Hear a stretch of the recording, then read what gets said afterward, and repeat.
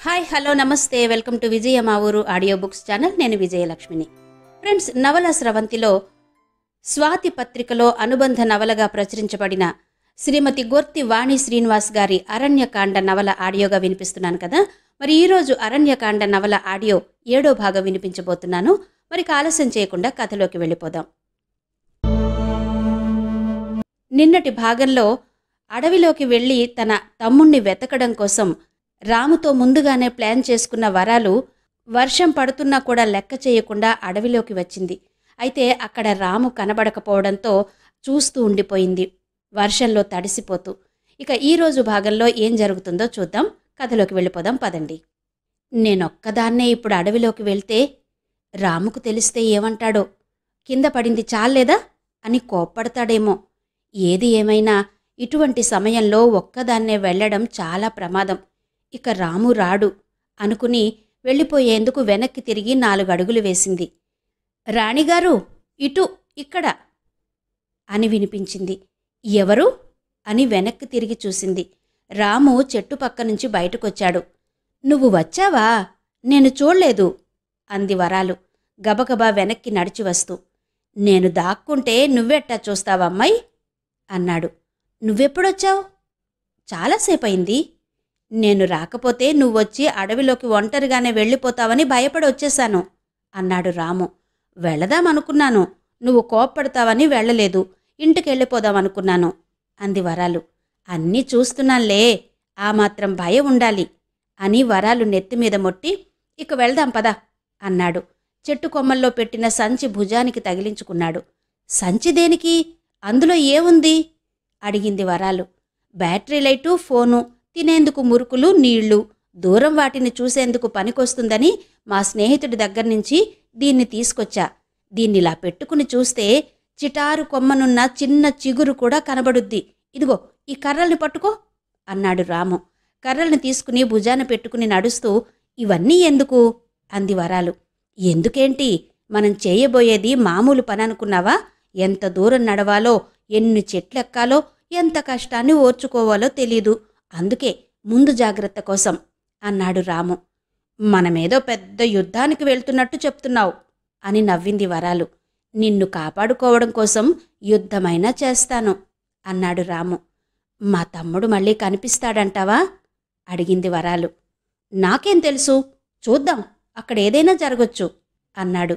ఇద్దరూ మాట్లాడుకుంటూ చకచకా నడిచి వెళ్లారు. నేలంతా బురదగా ఉంది. అడుగు తీసి అడుగేయడం శ్రమ కలిగిస్తోంది. చెట్టు మీద నుంచి రాలుతున్న నీళ్ల వలన అదో చికాకు. మొత్తానికి వరాలు పైకెక్కి కింద పడ్డ చెట్టు దగ్గరకొచ్చారు. రాము, ఇట్నుంచి ముందుకెళ్తే వాగొస్తుంది, దాని పక్కన ఒక దారుంది, అది దాటాక సరుగుడు చెట్లు చెప్పింది వరాలు. మెల్లగా నడుస్తూ వాగు దగ్గరకు చేరుకున్నారు. ఇది పీతల వాగు, ఇది మా గ్రామం పక్కనుంచి పోతుంది అన్నాడు రాము. మరి ఆ దారెటుపోతుంది అడిగింది ఆ వైపు చూపిస్తూ. అది ఆముదాల వలస హైవేకి కలుస్తుంది, ఆ మధ్యలో 2 ఊళ్ళుంటాయి చెప్పాడు రాము. ఇవన్నీ నీకెలా తెలుసు అడిగింది వరాలు. నా స్నేహితుడు ఓసారి నాతో చెప్పాడు. అవునా? ఇప్పుడు పీతల వాగు దాటి అవతల వైపుకి ఎలా వెళ్ళాలి? అసలే వాగు పొంగుతోంది, ఇప్పుడేం చేద్దాం అడిగింది వరాలు. అదిగో ఆ పక్కన వాగు సన్నగా ఉంది, మట్టి దిబ్బ వైపు పద, మన దగ్గరున్న ఈ కర్రల సాయంతో వెళ్ళొచ్చు అని చెప్పి అటుగా నడిచాడు రాము. వరాలు కూడా అతని వెనకే వెళ్ళింది. కొంత మట్టి దిబ్బలు, కొంత నీరు ఉన్న ప్రాంతం దగ్గరకు వెళ్ళి 2 కర్రల్ని నిలువుగా వేశాడు. అవి పొడవుగా నిచ్చెనలా ఉన్నాయి. వాటిమీద కాళ్లు మోపి వాగుకి అవతలి ఒడ్డుకి చేరాడు రాము. వరాలు కూడా అతను వెళ్ళినట్టే కర్రల మీద నుంచి నడుచుకుంటూ వెళ్ళింది. హమ్మయ్య, ఇక ఆ సరుగుడు చెట్లు దాకా వెళితే చాలు, అక్కడ ఏముందో చూడొచ్చు అనుకుంటూ వేగంగా నడుస్తూ వెళ్లారిద్దరూ. తడి నేలలో కాళ్లు దిగిపోతుంటే కష్టంగా అడుగులు వేస్తూ సరుగుడు తోట దాకా చేరుకున్నారు. రాము, అటు చూడు, అక్కడేదో పాకలా లేదు అంది వరాలు. అవును, అడవి మధ్యలో పాక ఉండడమేంటి, అక్కడ ఎవరున్నారో అని తనతో తెచ్చిన బైనాక్యులర్స్ తీసి అందులో నుంచి చూశాడు రాము. ఏమన్నా కనిపిస్తోందా? చెప్పు, ఏముందక్కడ వరాలు అడుగుతుంటే, ఆగాగు, దీనిలోనుంచి ఏం కనబడ్డం లేదు, ఇదేదో తక్కువ రకందిలాగుంది, గొప్పగా నాకిచ్చాడు వాడు అన్నాడు రాము. అయితే కొంచెం ముందుకెళ్ళి చూద్దామా అడిగింది వరాలు. సరే పద అని సరుగుడు తోటలోకి నడిచారు. తోట మధ్యలో చెట్లను కొట్టే మిషన్ దాచిపెట్టి ఉంది. దీన్ని చూశావా? నిమిషానికి ఒక చెట్టుని నరికే మిషన్ ఇది. దీంతో చెట్లని ఎక్కువగా నరికేసి తీసుకెళ్లి అమ్ముకుంటున్నట్టున్నారు అన్నాడు రాము. వీళ్ళు ఈ వ్యాపారం చేసేందుకే ఇక్కడ దాక్కుని ఉంటున్నారా? చెట్లను నరకడం తప్పు కదా. అడవిని నరుక్కుంటూ పోతే ఇక అడవి మిగలదు. మా తమ్ముడు కూడా వీళ్లతో చేతులు కలిపాడంటావా అడిగింది వరాలు. అడవి సంపదను అక్రమంగా తరలించుకుపోవడం నేరం. దానికి పెద్ద శిక్షే పడుతుంది చెప్పాడు రాము. ఓయమ్మో, అలాగైతే మా తమ్ముడు చిక్కుల్లో పడ్డట్టే. అడవిని కాపాడేవాళ్లతో చేతులు కలపాలి గాని పాడు చేసేవాళ్లతో ఉంటే ఏమొస్తుంది అంది వరాలు. ఆ బుద్ధి వాళ్లకుండాలి. ఒడిశాలో జార్ఖండ్కి చెందిన జమునతుడు అనే గిరిజన మహిళ అడవుల్ని రక్షించమని చెబుతూ గ్రామ గ్రామానికి తిరుగుతూ ప్రచారం చేస్తోంది. ఓవైపు నక్సల్స్తో పోరాటం చేస్తూ, మరోవైపు కలప దొంగలతో గొడవ పడుతూ చివరికి విజయం సాధించింది. కేంద్ర ప్రభుత్వం ఆవిడికి పద్మశ్రీ ఇచ్చింది తెలుసా అని చెప్పాడు రాము. అడవి కొట్టొద్దని చెప్పినందుకే ఇచ్చేశారా అదేదో? పద్మశ్రీ? అదే ఆవిడికిచ్చారా? అబ్బో, ఎంత గొప్పో కదా అంది వరాలు. ఊరికే ఏం రాలేదులే, ఎన్నో పోరాటాలు చేసింది. ఇంట్లో వాళ్ళు వద్దన్నారు, ఒప్పించింది. ఊళ్ళో వాళ్ళు కలిసి రాలేదు, వాళ్లని కూడా ఒప్పించి ఎన్నో కష్టాలు పడి అడవిని నరుక్కుపోకుండా కలప దొంగల బారి నుంచి అడవిని రక్షించింది. ఆ పోరాటంలో ఎన్నో దెబ్బలు తగిలి రక్తం కూడా ధారపోసింది చెప్పాడు రాము. అవునా? ఆవిడ చాలా గొప్పావిడ అంది వరాలు. అవును, నువ్వు వద్దని చెబితే మీ తమ్ముడే వినడు. అలాంటిది అడవిలో అన్నల్ని కలప దొంగల్ని భయపెట్టి తరిమి కొట్టిందంటే ఎంత గొప్పో చూడు అన్నాడు రాము. నిజమే కదా, ఆడమనిషికి అంత శక్తి ఎక్కడిదో అంది వరాలు ఆశ్చర్యంగా చూస్తూ. మాటమ్మా మాట గట్టిగా చెప్పింది. మళ్ళీ మళ్ళీ చెప్పింది. ఆవిడ అనుకున్న దాన్ని అందరూ వినేంతవరకు చెప్పింది. ఊరి బాగు కోసం ఆలోచించింది. అందుకే ఆవిడ అంత గొప్పదయింది.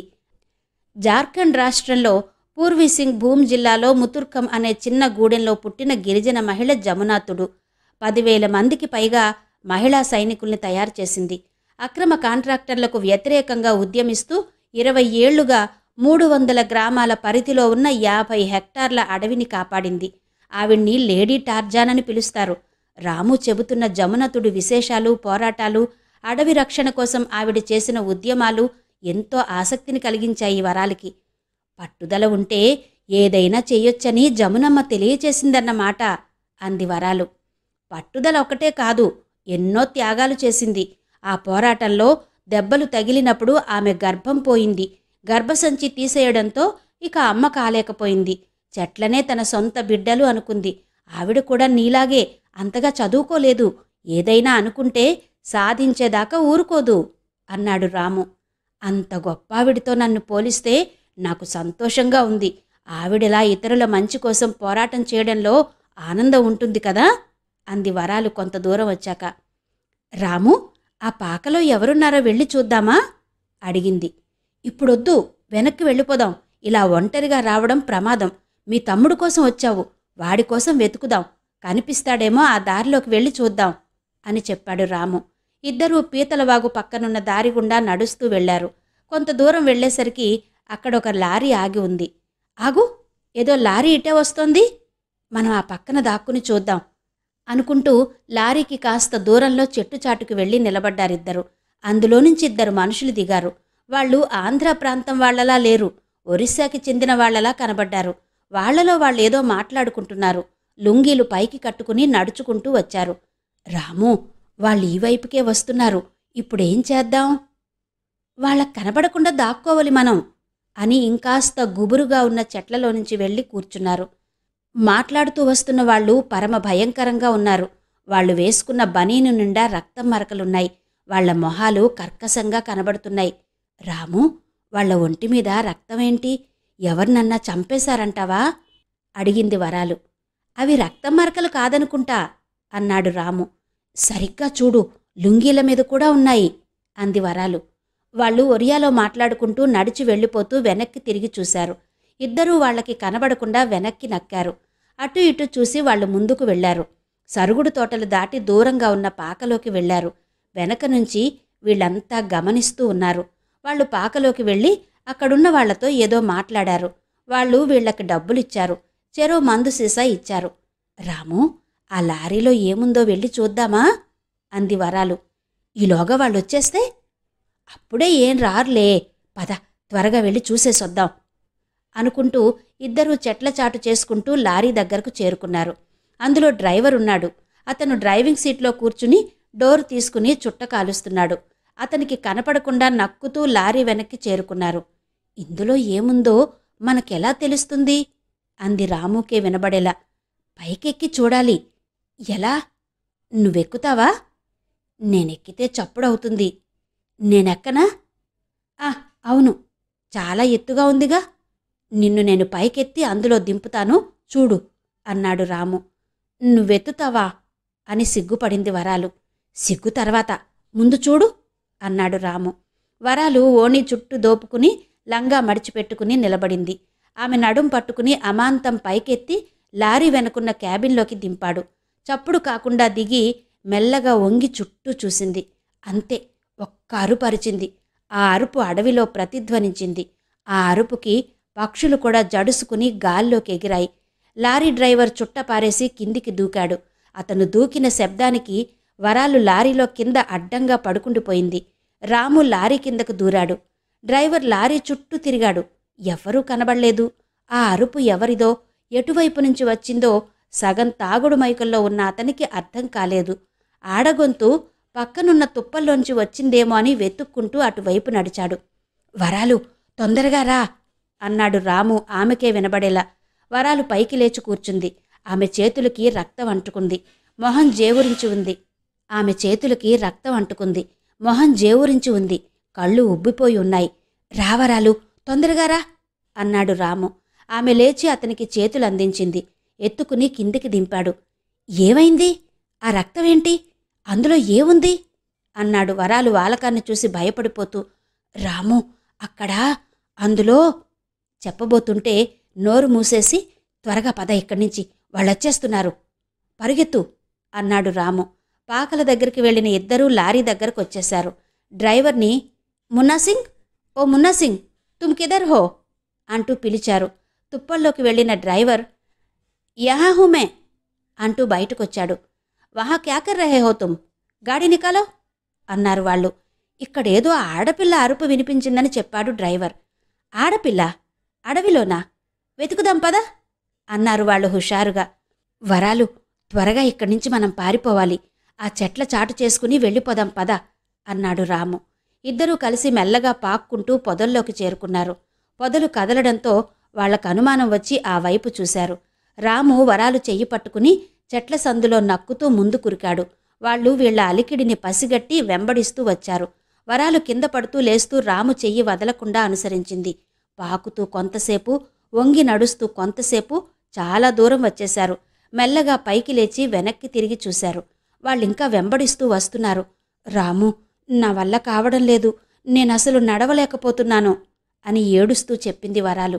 వాళ్ళు మనల్ని పసిగట్టారు, ఇక చచ్చినా వదలరు, మనకి పారిపోవడం తప్ప మరో దారి లేదు, పరిగెత్తు అని వరాలు చెయ్యి పట్టుకుని లాక్కుని తీసుకెళ్ళిపోయాడు రాము.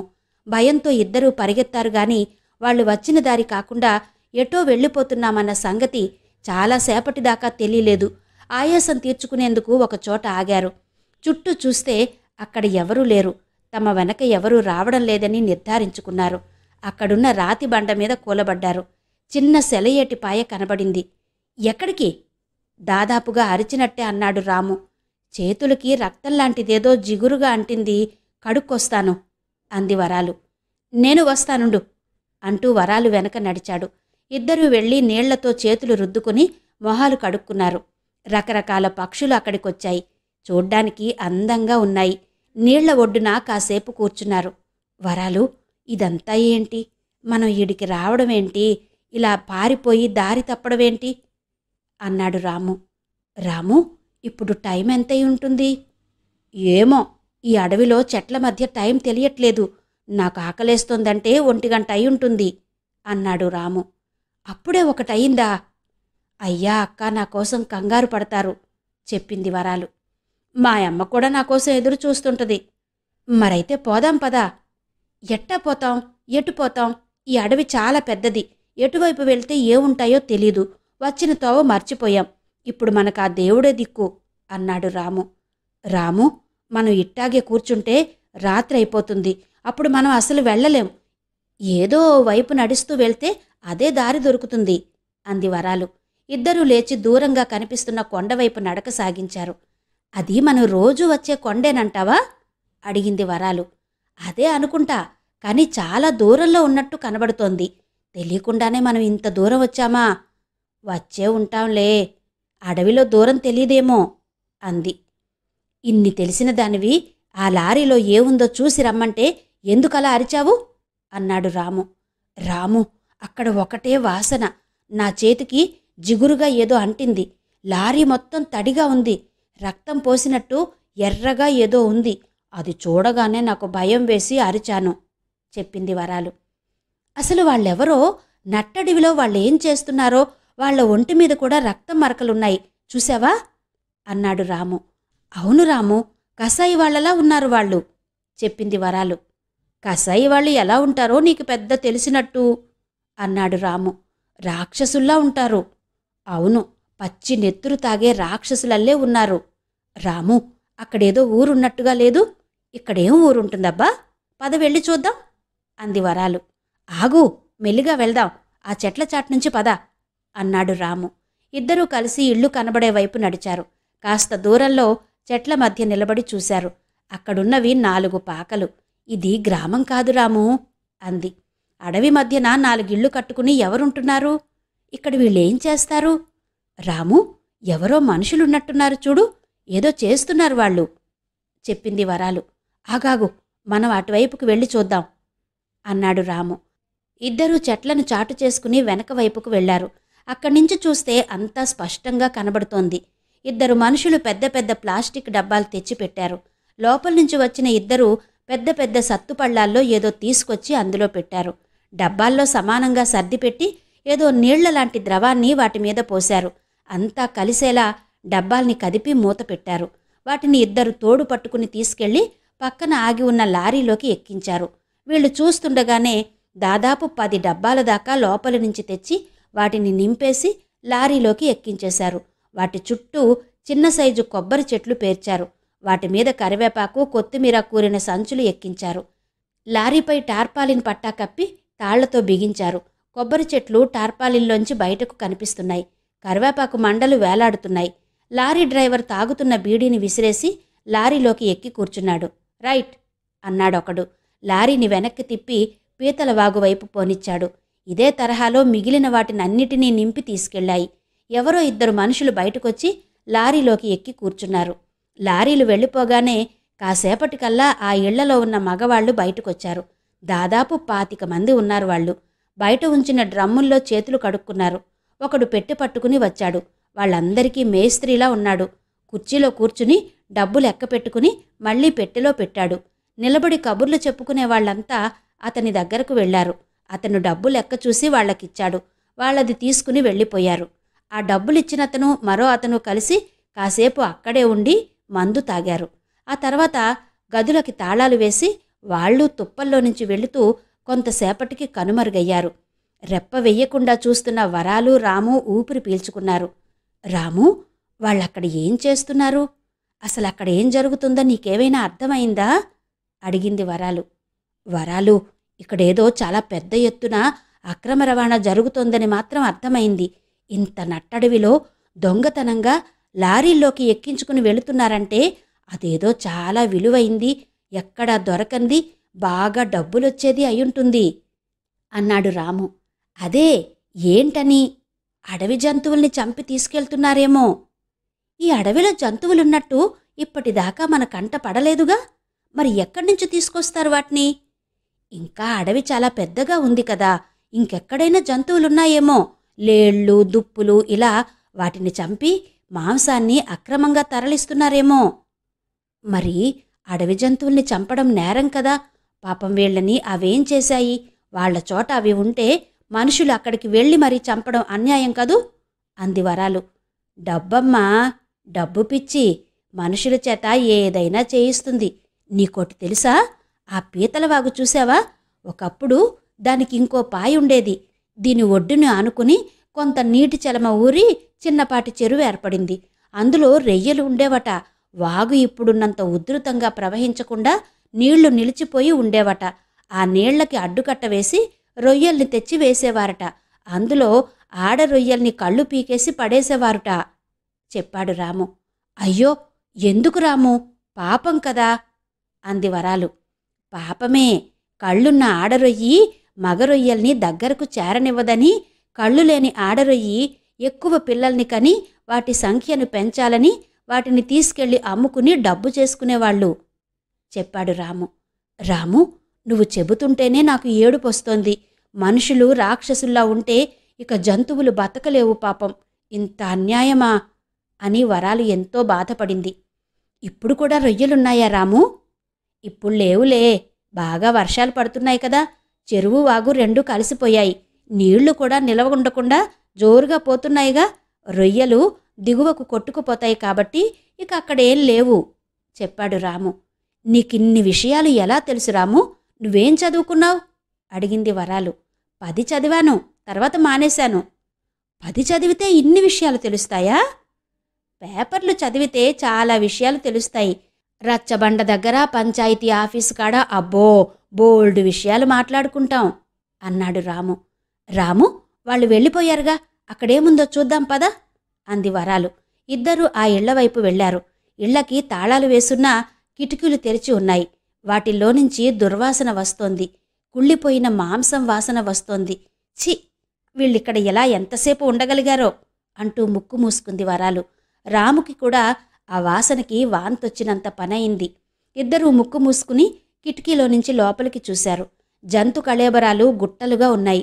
జంతు చర్మాలు కూడా తీగలగా మీద వేలాడుతున్నాయి. వాసనకు తల తిరిగిపోతూ స్పృహ తప్పేలా అనిపించి ఇద్దరూ ఒకరి చేతులొకరు పట్టుకుని దూరంగా పరిగెత్తారు. చెట్ల మధ్యకు వెళ్ళి ఇద్దరూ వాంతి చేసుకున్నారు. వరాలు కళ్ళలో నుంచి నీళ్లు కారుతుంటే, ఏవైందే, ఏడుస్తున్నావు అన్నాడు రాము. పాపం రాము, ఏవో జంతువుల్ని దారుణంగా చంపేశారు. తోలొలిచి వేలాడేశారు. ఎముకల్ని పోగు చేశారు. అవేం పాపం చేశాయి? నోరు లేని మూగజీవాలు వరాలు ఏడుస్తూ చెప్పింది. మనసంతా కలచివేస్తున్న ఆ దృశ్యాన్ని వాళ్ల మెదడులో నాటుకుపోయింది. ఇద్దరూ నిస్సహాయంగా కూలబడిపోయారు. ఒక పక్క నీరసం ఆవరించింది. కడుపంతా కలియబెడుతున్నట్టు ఒకటే వాంతులు ఇద్దరికి. పదరాము, ఇక్కడ్నుంచి వెళ్దాం. ఊరి వాళ్ళకి ఈ విషయం చెప్దాం. ఈ దారుణాన్ని మనం ఆపితీరాలి అంది రాము భుజాన్ని ఊతం చేసుకుని నడుస్తూ. ఇద్దరికీ కళ్ళు తిరిగిపోతున్నాయి. రాము టక్కున ఆగాడు. మన సంచి అన్నాడు. అవును, మన సంచి ఏది, తేలేదా అంది వరాలు. అయ్యో, నిన్ను లారీ ఎక్కించేటప్పుడు ఆ చెట్టు కింద పెట్టి మర్చిపోయాను. అది అక్కడ ఉండుంటుంది. పద, త్వరగా వెళ్ళి తెచ్చుకుందాం అన్నాడు. మళ్ళీ వెనక్కి వెళ్ళడమా? అమ్మో, ఇప్పటికే ఆలస్యమైంది. నీరసంతో నడవలేకపోతున్నాను అంది వరాలు. అయితే నువ్విక్కడే ఉండు, నేనెళ్ళి తీసుకొస్తాను. అమ్మో, నేనొక్కదాన్నే ఉండలేను, నీతో వస్తానుండు అందిగాని అడుగులు ముందుకు పడలేదు వరాలకి. కాళ్ళు రెండూ భూమిలోకి దిగేసినట్టు బరువుగా అనిపించాయి. నువ్వు కాసేపీ చెట్టు కింద కూర్చో, నేను వెళ్లే తోవని గుర్తుపెట్టుకుంటాను. సంచి తీసుకుని అదే తోవలో వెనక్కొచ్చేస్తాను అన్నాడు. త్వరగా వచ్చేయి అంది నీరసంగా చెట్టు కింద కూర్చుంటూ. రాము చెట్టు కొమ్మల్ని విరిచి పడేసుకుంటూ వెళ్లాడు.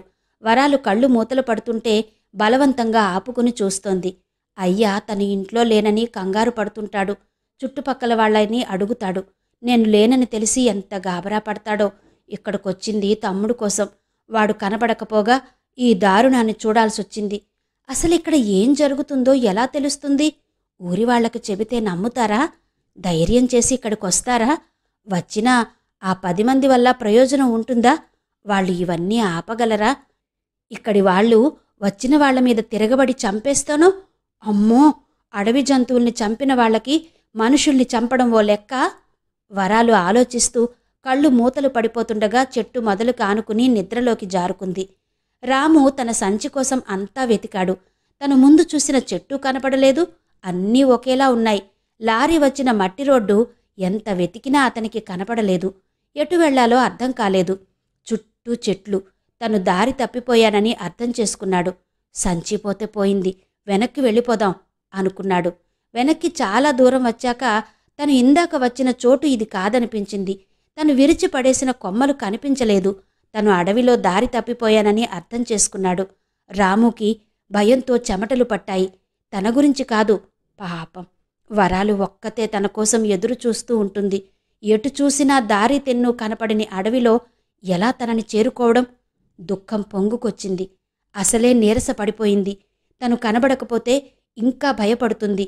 ఎలా తనని చేరుకోవడం? ఎంత నడిచినా గమ్యం కనబడట్లేదు.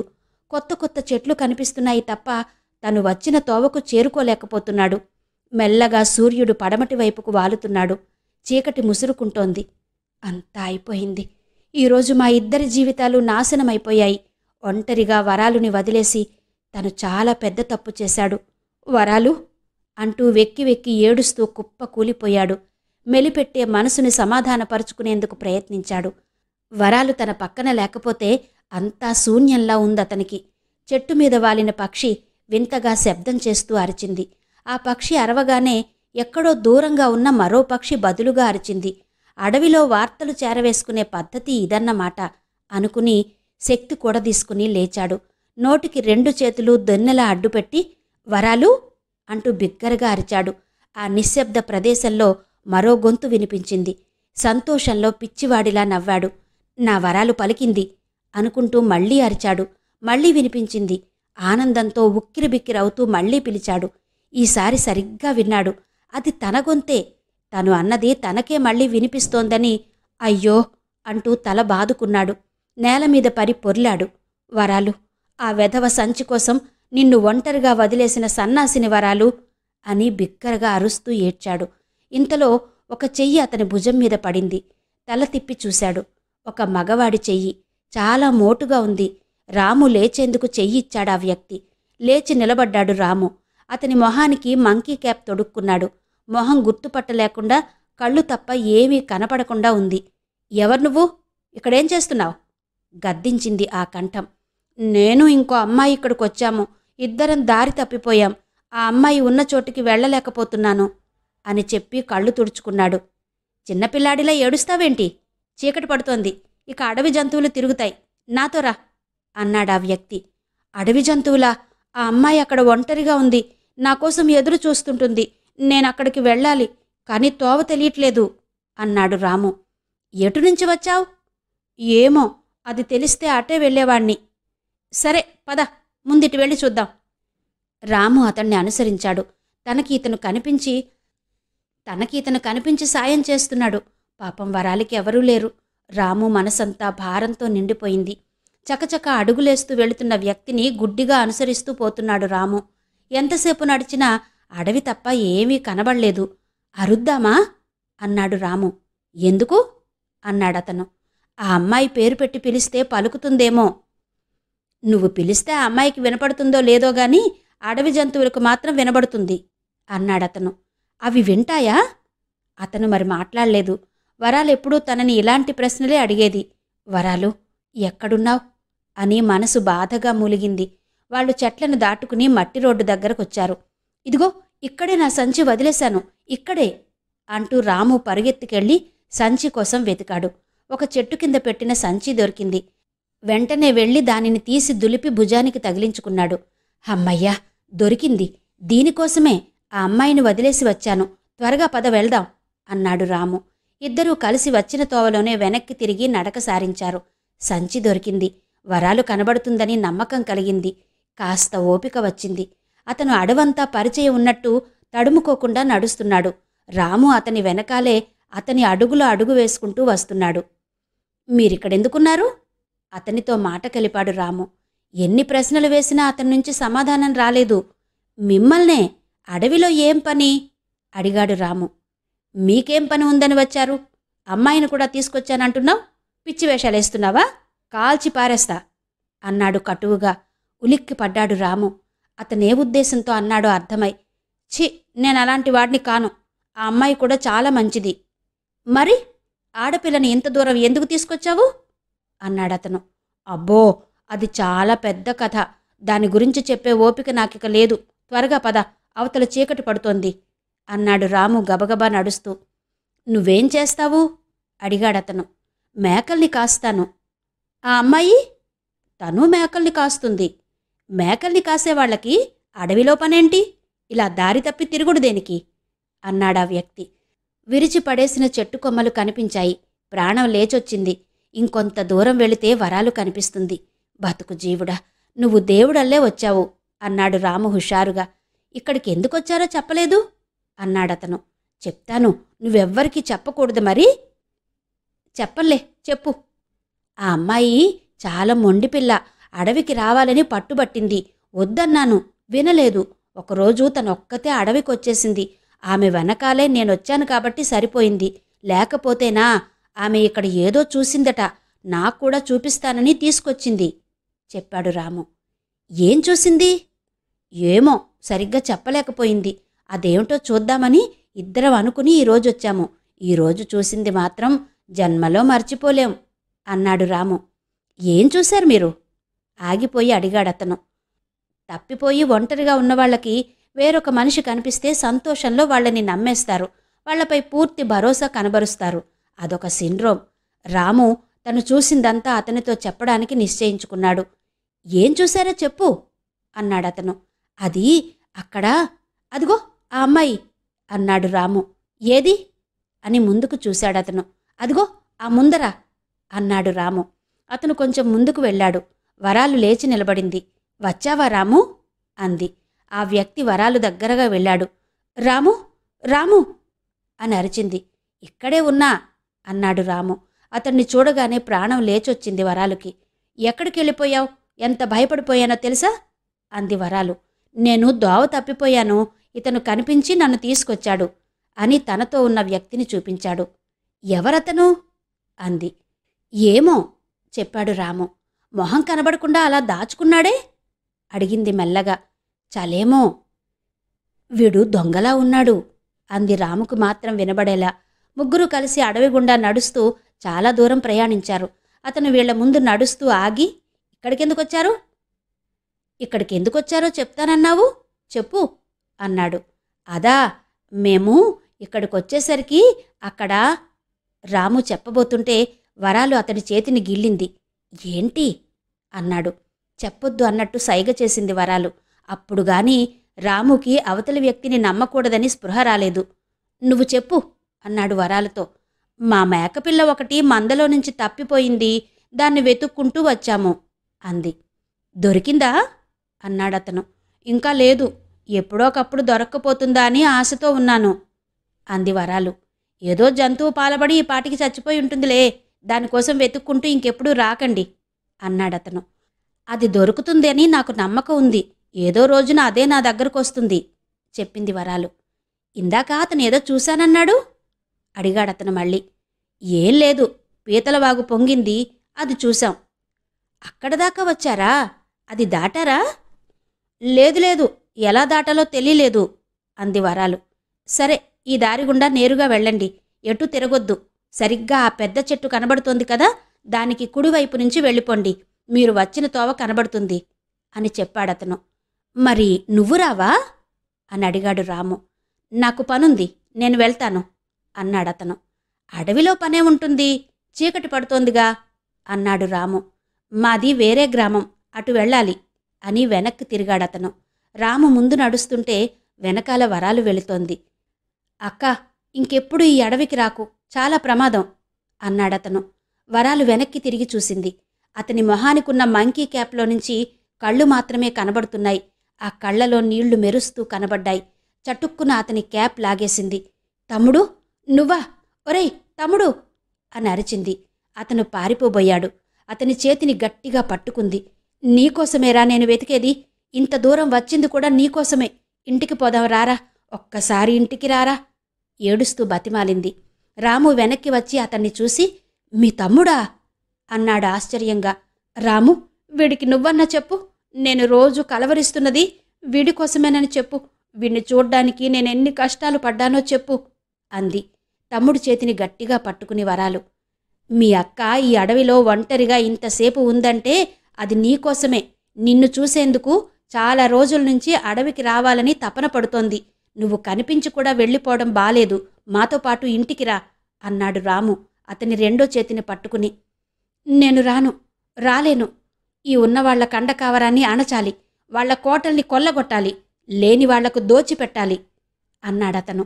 ఛీ, నోర్మి, నువ్వు కష్టపడి సంపాదించి ఇతరులకు పెట్టు, అంతేగాని దౌర్జన్యంగా తీసుకొచ్చి ఎవరికి పెడతావు? ఆ పాడు సొమ్ము ఎవరికి కావాలి? ఇప్పటికే నువ్వు చాలా తప్పు చేశావు, ఇక మాట్లాడకుండా ఇంటికి పద అంది అతని చేయి పట్టి లాగుతూ వరాలు. వదులక్క, మా సిద్ధాంతాలు మీకు అర్థం కావు. నా దారిన నన్ను వెళ్ళనియండి. నేను 10 మంది బాగు కోసం ఏం చెయ్యాలో అది చేస్తాను అన్నాడతను. ఇప్పటి వరకు ఏం చేసావు చెప్పు? 10 మంది అంటే ఎవరు? నీ చుట్టూ ఉన్న ఆ 10 మంది కోసం నువ్వు పని చేస్తున్నావు. గ్రామంలోకొచ్చి చూడు, నీకు కావలసిన వాళ్ళందరూ అక్కడే ఉన్నారు. వాళ్లకి నీకు చేతనైన సహాయం చెయ్యి, అంతేగాని ఈ అడవిలో తిరుగుతూ ఎన్నాళ్ళిలా పనికిమాలిన పనులు చేస్తూ ఉంటావు? వరాలు ఆవేశంగా అతని చొక్కా పట్టి గుంజింది. అతను విడిపించుకునేందుకు ప్రయత్నించాడు. రాము కూడా అతన్ని పట్టుకున్నాడు. అంతలో వాళ్లకి కాస్త దూరంగా ఈల శబ్దం వినిపించింది. టార్చ్ లైట్ ఆరి వెలిగింది. ఇతను కూడా చెయ్యి విడిపించుకుని ఈల వేశాడు. జేబులో నుంచి టార్చ్ లైట్ తీసివేశాడు. వీళ్ళిద్దరూ అటువైపు చూశారు. ఇదే అదనుగా ఇద్దరినీ విడిపించుకుని ఒక్క తోపు తోసి వెనక్కి తిరిగి చెట్లలోకి పారిపోయాడు.